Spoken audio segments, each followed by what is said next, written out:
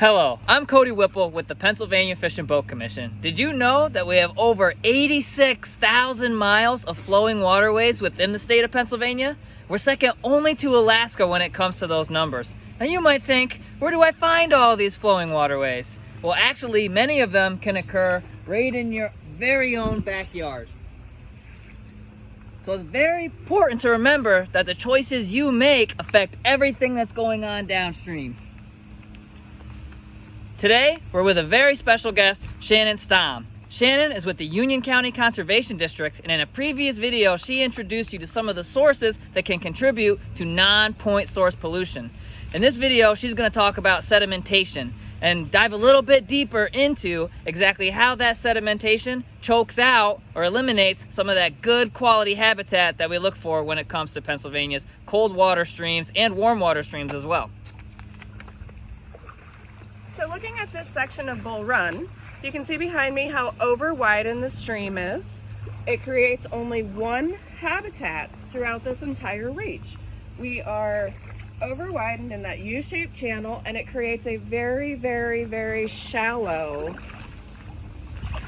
stream bottom the entire way through this entire section of stream.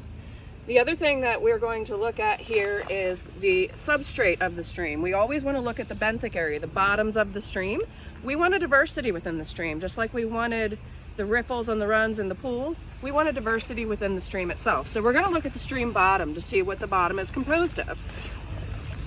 So you can see here that it's pretty well all fine, small pebbles, which is great, but we want a diversity. So this is nice substrate maybe that would be good for spawning for fish, but we don't have any of the larger, this is the largest rocks we have in here. We don't have any larger rocks that create any pockets for adult fish.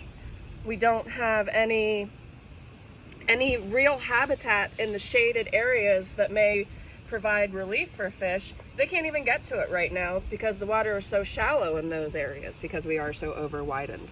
You can see in this section, we also have what we're talking about as far as sediment coming off of these stream banks over here. This fine sediment comes off of those.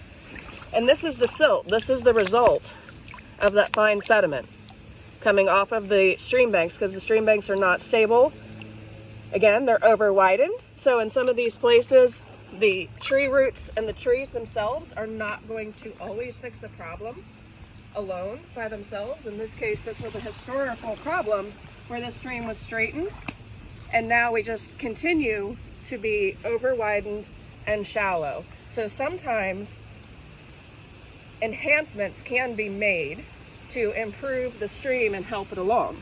So we're going to be going downstream to look at a project site that we completed about 10 years ago in this same reach. So Shannon, typically when we're talking about stream habitat, three things we like to look for are riffles, pools, and runs. Do we have any riffles, pools, or runs right here? No, we really don't. You can see the wind is blowing some water towards us. There are some rocks in there, but as you continue to look upstream, you can see the sediment deposits. And as we pointed out earlier, you can even see the gravel bars that are forming within the center of the stream that actually have grass growing on them. That's not what a good habitat should look like. So this is an impaired reach that we did do some work on downstream, and we're going to show you guys some of the techniques that we use to help correct some of these situations that necessarily can't be corrected if we just let them go. And especially in some urban areas where we do interact with people and people interact with streams and infrastructure interacts, sometimes we have to go in and give it a little bit of help. Awesome. Thank you very much, Shannon.